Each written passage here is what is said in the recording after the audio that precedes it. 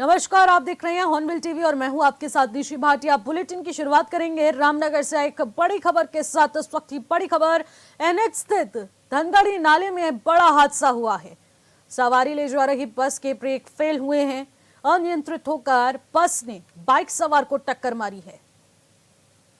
हादसे में 2 लोगों की मौत। बड़ी जानकारी आ रही है इस वक्त की। बहुत ही भीषण हादसा इस वक्त हुआ है। अनियंत्रित होकर बस ने बाइक को जोरदार टक्कर मारी, जिस बीच 2 लोगों की मौके पर दर्दनाक मौत भी हुई है।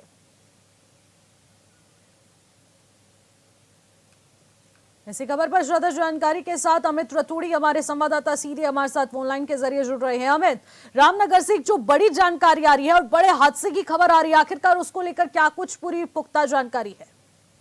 देखिए निशा, आपको बताऊं कि तर्ज से लगातार बीती रात लगातार बारिश हो रही है उत्तराखंड में और खासकर की पहाड़ी जनपदों में। तो ऐसे में अगर हम आज सुबह की बात करें तो रामनगर से अगर हम बात करें तो धनगढ़ी की तरफ एक जो है प्राइवेट बस जा रही थी, जिसमें कि जो एक नाला पड़ता है धनगढ़ी, उसको पार करते वक्त वहां पर कुछ जो बाइक सवार थे वो पानी कम होने का इंतजार कर रहे थे। तो ऐसे में जो बताया जा रहा है कि जो बस है उसका ब्रेक फेल होने के कारण जो है उसने कुछ बाइक सवारों को उसने चपेटे में लिया, जिसमें कुछ लोगों की जो है घायल हुए हैं। तो वहीं 2 लोगों की जो है मौके पर ही मौत हो गई। वहीं जो घायल लोग बताए जा रहे हैं कि 6 के आसपास लोग हैं जो जिनको की सरकारी अस्पतालों में जो है संबंधित जो पास के अस्पताल है वहां पर उनको इलाज के लिए उनको रेफर किया गया, जहां पर उनका इलाज चल रहा है। वहीं जो मृतक लोग हैं उनको जो है उनकी शिनाख्त को लेकर उनके पोस्टमार्टम के लिए उनको जो है सरकारी जो अस्पताल है वहां पर रखा गया है। वहीं जो बस चालक है उसको पुलिस ने हिरासत में लिया है और पुलिस की तरफ से अब ये जांच की जा रही है कि आखिर जो बस चल रही थी तो क्या क्यों उसमें ऐसा हुआ कि किस तरीके से ब्रेक फेल हुए, क्यों बस को पहले से ही क्या कहीं। दूसरी तरफ परिवहन विभाग भी ये देखने की कोशिश कर रहा है कि जो प्राइवेट बस थी क्या उसका फिटनेस पूरा हो गया था, क्या उसमें जो कमियां थी तो क्यों उसको पूरा नहीं किया गया। तो जिस तरीके से पहाड़ों में लगातार बारिश हो रही है, नदी नाले उफान पर है, ऐसे में ये लेकिन हमें जिस तरीके से भीषण हादसे की जब खबर सामने आई, कहा जा रहा है बस के ब्रेक फेल हुए और उसके बाद वो बाइक से टकराई है और ये भीषण हादसा हुआ। और उस वक्त बस की अगर बात कर ली जाए तो उसमें कितने यात्री उस वक्त सवार थे और आखिरकार क्या वो सभी सुरक्षित हैं इस वक्त? बस की बात करें तो ये प्राइवेट बस है जो रामनगर से बात करें धनगढ़ी की तरफ जा रही थी और इसमें जो बस में जो सवारी थे ये स्थानीय लोग थे। और ये जो संभवतः इसमें जानकारी जो प्रथम दृष्टया सामने आई, इसमें करीब 25 के करीब यात्री थे। लेकिन इसमें अगर हम बात करें तो जो प्रत्यक्षदर्शी के अनुसार जिस तरीके से बस आ रही थी तो वहां पर पानी का स्तर जो धनगढ़ी नाले का वो ज्यादा बढ़ा हुआ था। ऐसे में जो बाइक सवार लोग थे ये पानी का स्तर जल स्तर कम होने का इंतजार कर रहे थे, लेकिन बस के ब्रेक होने के हमें इस खबर पर नजर बनाए रखिएगा और ज्यादा जानकारी हम तक पहुंचा दिएगा। बहुत बहुत शुक्रिया हमें तमाम जानकारी के लिए। खबरों में आगे बढ़ेंगे। उत्तराखंड की राजधानी देहरादून में विश्व आयुर्वेद कांग्रेस और आरोग्य एक्सपो कार्यक्रम का आयोजन किया गया, जिसमें सीएम नामी मंत्री धन सिंह रावत समेत कई गणमान्य मौजूद रहे। कार्यक्रम में हजारों की संख्या में प्रतिनिधि भी उपस्थित हुए। विश्व आयुर्वेद कांग्रेस और एक्सपो मॉट के आयोजन के माध्यम से हम न केवल भारत में बल्कि विश्व के विभिन्न देशों में यह संदेश देने में सफल रहे हैं कि आयुर्वेद द्वारा किस प्रकार उत्तम स्वास्थ्य प्राप्त किया जा सकता है। अभी बहुत संक्षिप्त में, लेकिन जैसे गागर में सागर भरा जाता है, वो सारा विषय आदरणीय शिव कुमार जी ने हम सबके समक्ष रखा। साथ ही हम विश्व को अपनी सनातन हिंदू संस्कृति द्वारा बताए गए सर्वे संतु निरामया के संदेश को व्यापक रूप से पहुंचाने में भी सफल रहे हैं। इसके साथ ही आज हम विज्ञान विद्यार्थी मंथन का ब्राउजर भी आज हमने जारी कर रहे हैं, जो न केवल हमारे युवाओं में विज्ञान के प्रति जिज्ञासा, अनुसंधान, शोध की और नवाचार और प्रवृत्ति की क्षमता को विकसित करने की एक बहुत सशक्त पहल है, बल्कि भावी पीढ़ी को जिज्ञासु, जागरूक और जिम्मेदार नागरिक बनाने का एक व्यापक अभियान भी है। भाइयों बहनों, आयुर्वेद विश्व की एक ऐसी विशिष्ट चिकित्सा प्रणाली है जो प्राचीन काल से ही मानव सभ्यता का आरोग्य स्वास्थ्य सुनिश्चित करती रही है। आयुर्वेद मात्र गहन रोगों को ही नहीं बल्कि हमारी बुद्धि को, हमारी इंद्रियों से जुड़े हुए आंतरिक विचारों को भी शोधित करती है, उसको ठीक करती है। आयुर्वेद के समग्र दृष्टिकोण के कारण आज इसकी स्वीकारता लगातार बढ़ती जा रही है और हम सब लोगों ने कोरोना महामारी के दौरान इसको भली भांति महसूस किया है, भली भांति हमने जिया है। आयुर्वेद हमारी शारीरिक, मानसिक और आध्यात्मिक इन तीनों रूपों से हमें स्वस्थ बनाने का काम करती है। आयुर्वेद की इसी महिमा की व्याख्या करते हुए हमारे ग्रंथों में कहा गया है, हिताहितम सुखम दुखम आयुतस्वम हिताहितम मानम चम तच्च यत्रम उक्तम आयुर्वेद स उच्यते। अर्थात आयुर्वेद वह विज्ञान है जो जीवन के लिए हितकारी और अहितकारी, पथ्य और अपथ्य, जीवन जीने की शैली, रोगों से बचाव के तरीके और रोगों के उपचार के उपायों का ज्ञान कराता है। इसी कारण हम कह सकते हैं आयुर्वेद मानवता का मिला हुआ सबसे मूल्यवान उपहार है। हम सभी को ज्ञात है, देवभूमि उत्तराखंड प्राचीन काल से ही आयुर्वेद और औषधीय संपदा की भूमि है, प्रज्ञा है। हमारे पर्वतीय अंचल में पाई जाने वाली औषधियाँ, जड़ी बूटियाँ आयुर्वेद को आरोग्य के आधारभूत तत्व के रूप में स्थापित करने में उसने हमेशा महत्वपूर्ण भूमिका निभाई है।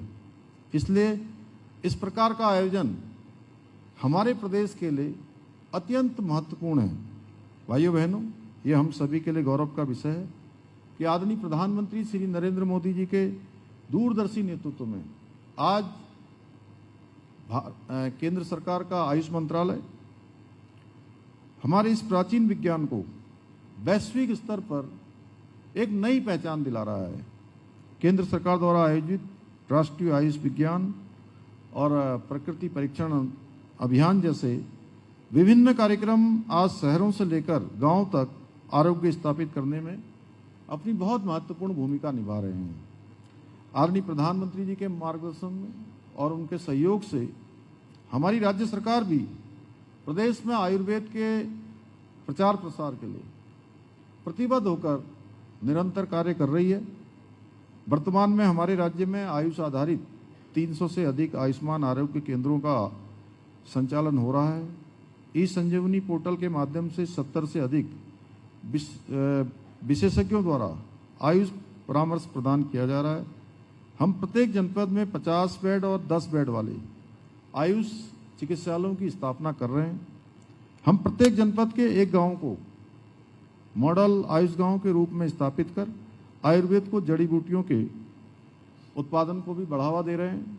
इसके साथ ही हमारी सरकार द्वारा प्रदेश में उत्तराखंड आयुष नीति को लागू कर औषधि निर्माण, वेलनेस, शिक्षा, शोध और औषधि पौधों के उत्पादन को गति प्रदान की जा रही है।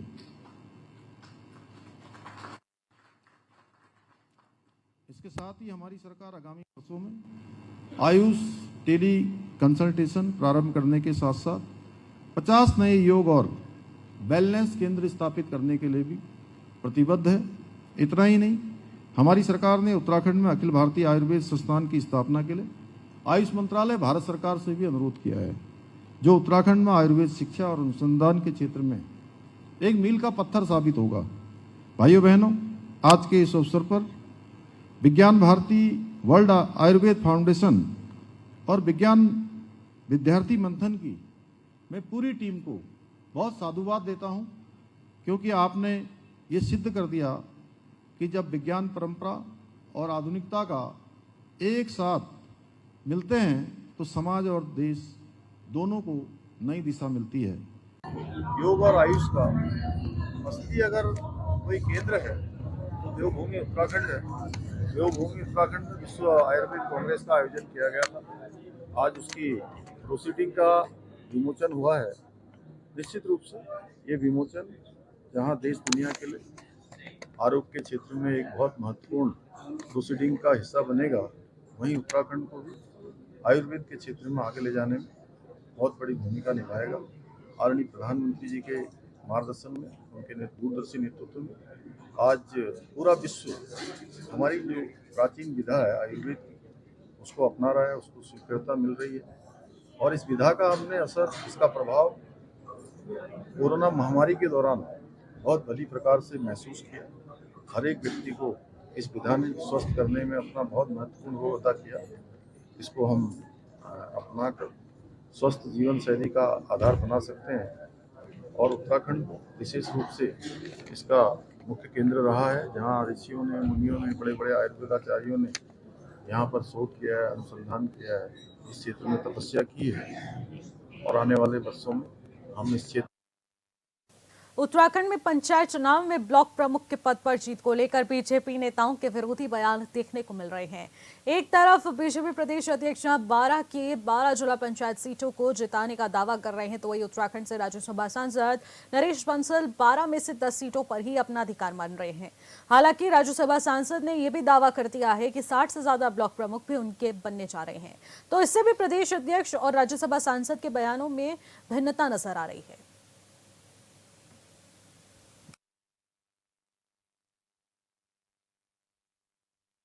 मुझे लगता है कि भारतीय जनता पार्टी की स्थिति बहुत अच्छी रहेगी। जिला पंचायत में भी 12 जिला पंचायत अध्यक्ष हैं, तो कम से कम 10 भारतीय जनता पार्टी के जीतेंगे। और ब्लॉक में भी भारतीय जनता पार्टी के ब्लॉक प्रमुख ये 60 से ज़्यादा होंगे। जिस प्रकार की सूची घोषित हुई है उसके आधार पर मैं कह सकता हूँ। कांग्रेस प्रदेश अध्यक्ष में बता दें, आपदाग्रस्त स्थानों का दौरा करने के बाद वहां के हालातों को पत्रकारों के साथ साझा किया गया है, जिसमें उन्होंने आरोप लगाया कि बीजेपी के स्थानीय विधायक 5,000 का चेक लेकर अगले दिन जब वहां पहुंचे तो स्थानीय लोगों ने उनका विरोध किया, जिस पर उन्होंने आरोप लगाया कि इतनी बड़ी आपदा आने के बाद भी बीजेपी जनप्रतिनिधि मात्र 5,000 की सहायता का चेक देने वहां जाते हैं। इस पर बीजेपी प्रदेश अध्यक्ष ने जवाब दिया कि शायद कांग्रेस प्रदेश अध्यक्ष को ये नहीं मालूम कि आपदा के मानकों में ओतोक धनराशि का प्रावधान होता है जो 5,000 ही होता है। उसके बाद मुख्यमंत्री ने वहां पर 5-5 लाख रुपए की सहायता राशि भी दी है।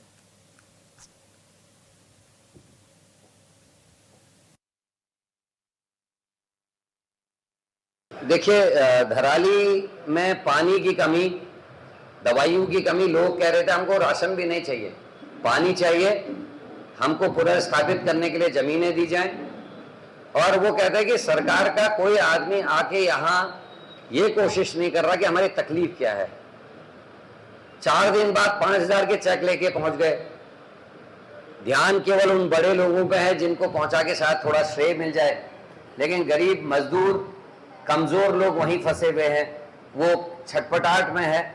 मैं खुश हूं कि एक प्रयास से लोगों को हिम्मत आई कि पैदल वापस जाया जा सकता है, और मेरे साथ खुद 45 से ज्यादा लोग वापस आए।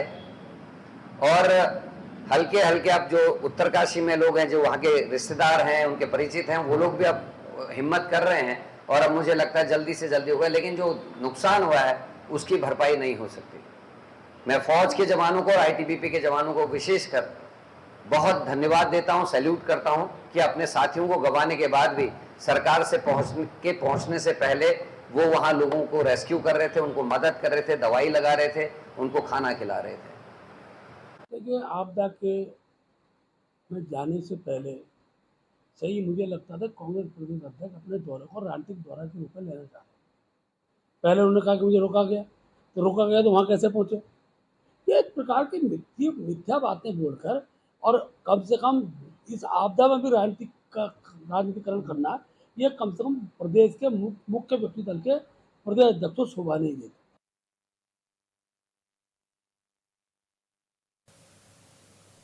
प्रदेश में आज से जिला पंचायत अध्यक्ष, उपाध्यक्ष और ब्लॉक प्रमुखों के लिए नामांकन की प्रक्रिया शुरू हो गई है। आगामी 14 अगस्त को चुनाव होने हैं और ऐसे में जहां बीजेपी अपनी जीत का दावा कर रही है, तो वहीं कांग्रेस प्रदेश अध्यक्ष करण माहरा का कहना है कि हम बहुत अच्छी स्थिति में हैं और हम अच्छा प्रदर्शन करेंगे। तो जिस तरीके से पंचायत अध्यक्ष उपाध्यक्ष के नामांकन की प्रक्रिया शुरू हो चुकी है। तो ब्लॉक प्रमुख के लिए नामांकन प्रक्रिया भी इस कदर शुरू हुई है कि 14 अगस्त को जो चुनाव होनी है देहरादून में, उसी को लेकर अब सरगर्मियां तेज हो चुकी है। कहा जा रहा है कि ब्लॉक प्रमुख के लिए जो नामांकन प्रक्रिया शुरू हुई है उस पर कार्य जारी हो चुकी है और उसके बाद जिस तरीके से चुनाव होना है उसको लेकर जो सरगर्मियां हैं वो और ज्यादा बढ़ती हुई नजर आ रही है। कांग्रेस अपनी तरफ से दावा कर रही है कि वो इस बार चुनाव में बेहतरीन प्रदर्शन करेगी, उसकी स्थिति बहुत ज्यादा अच्छी है। देखिए, हम बहुत अच्छी स्थिति में हैं क्योंकि देखिए जनता ने अपना काम कर दिया। जनता ने बीटीसी मेंबर भी जिता दिए, जिला पंचायत सदस्य भी जिता दिए। अब सरकार किस तरीके के दबाव और किस तरीके की रणनीति में काम करेगी उस पर डिपेंड करेगा, लेकिन हम बेहतर प्रदर्शन करेंगे, अच्छा प्रदर्शन। मैं पहले ही कह रहा हूँ कि 4 से ज़्यादा सीटें बीजेपी नहीं जीतती, लेकिन अभी जो हालात हैं, जो दीपक बिजनौर जी के साथ जो हुआ है, जिस आदमी पे करोड़ों रुपए के घोटाले का आरोप बीजेपी ने लगाया और जांच बैठाई थी, उस आदमी को ज्वाइन कराया ताकि वो कुछ जिला पंचायत सदस्य दे सके, तो इससे समझ सकते हैं कि बीजेपी किस हद तक जाकर काम कर रही है।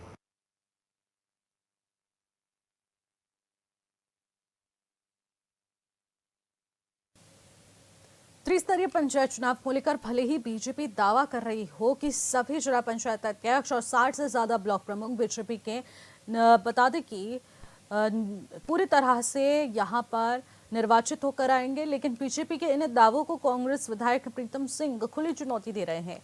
उन्होंने कहा कि इतना तो तय है कि देहरादून जिले में कांग्रेस का ही जिला पंचायत अध्यक्ष बनेगा। ये सीट इसलिए भी दिलचस्प हो जाती है क्योंकि इस पर प्रीतम सिंह के बेटे अभिषेक का प्रबल दावेदारी यहां पर मानी जा रही है।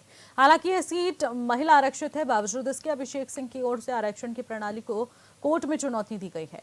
कोर्ट के फैसले के पहले ही प्रीतम सिंह ने आत्मविश्वास से भरे यहां पर वो दिखाई दिए, लिहाजा वो देहरादून सीट पर अपनी जीत का दावा भी ठोक रहे हैं।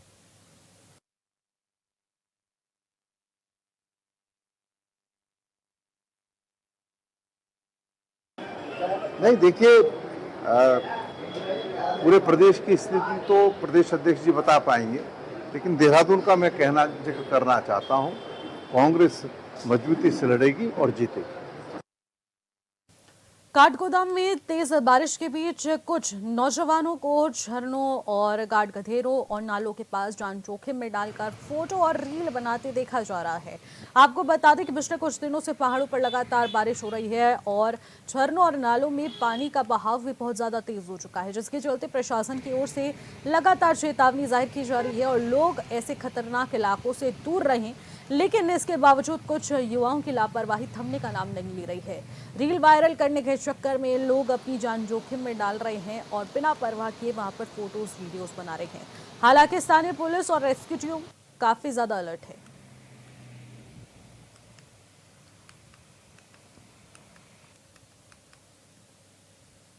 सरोवर नगरी नैनीताल और उसके आसपास लगातार मूसलाधार बारिश होने से जहां जनजीवन अस्त व्यस्त हो गया है, तो वहीं स्थानीय लोगों को आवाजाही करने में काफी परेशानियों का सामना करना पड़ रहा है।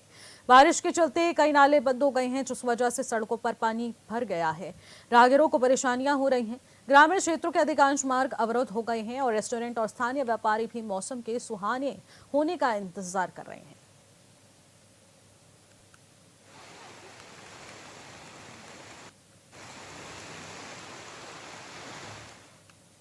पौड़ी बुआखाल रामनगर राष्ट्रीय राजमार्ग 121 पर विकासखंड पाबुक के मुख्यालय पौड़ी से जोड़ने वाला कलगड़ी पुल बीते बुधवार सुबह आपदा की भेंट चढ़ गया है। पुल के ढह जाने से कई गांव उससे अलग थलग हो गए हैं। बीते दिनों आपदा की चपेट में आए कई गांव निवासी, आपको बता दें कि उसमें से 52 वर्षीय चमन सिंह का पैर फ्रैक्चर हो गया है। उनका स्वास्थ्य और बिगड़ने लगा है, तो स्थानीय युवाओं ने जान हथेली पर रखकर उफनती हुई न्यार नदी पर कलगड़ी के टूटे पुल के ऊपर से ही बीमार चमन सिंह को दूसरे छोर तक पहुंचाया। बता दें, प्राथमिक उपचार देकर चिकित्सकों ने उन्हें हायर सेंटर रेफर कर दिया है।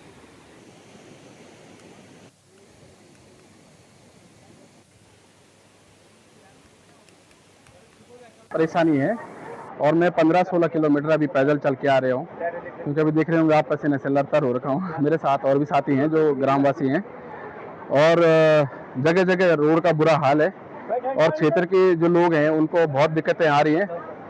साथ ही साथ जो बिजली की है और लाइट भी नहीं है वहाँ पे, और दूर संचार की बड़ी दिक्कत हो रही है। मंत्री जी से तो हम बार बार मंत्री जी से आग्रह करते रहते हैं, खास करके वो भी हमारे ग्राम सभा से हैं और हमारे बड़े भाई हैं।